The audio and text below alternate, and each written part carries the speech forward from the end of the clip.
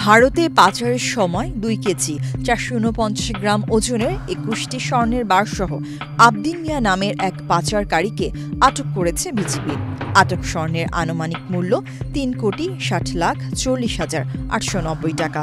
গোপন সংবাদে 7 আগস্ট বৃহস্পতিবার দুপুরে চুয়াডাঙ্গার দামোড়হুদা উপজেলার ওয়ালটন এখন দেশের সীমানা পেরিয়ে পৌঁছে গিয়েছে 50টিরও বেশি দেশে। ওয়ালটন, ঘরে ঘরে বিশ্বজুড়ে। দর্শনা ঈশ্বরচন্দ্রপুর গ্রামে অভিযান চালিয়ে পাচারকারী আবদিনকে আটক করা হয়। সে জীবননগর উপজেলার গয়েশপুর গ্রামের আনার আলীর ছেলে। চুয়াডাঙ্গা 6 বিজিবির পরিচালক লেফটেন্যান্ট কর্নেল মোহাম্মদ নাজমুল হাসান জানান, ভারতে স্বর্ণ পাচারের গোপন সংবাদে দর্শনা সীমান্তের ঈশ্বরচন্দ্রপুর গ্রামে অবস্থান নেয় বিজিবির একটি দল।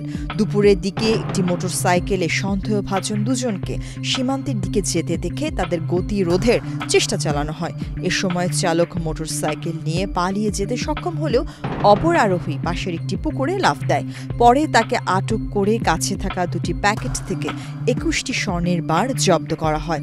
আটক আসামিকে দর্শনা থানায় হস্তান্তর করা হয়েছে।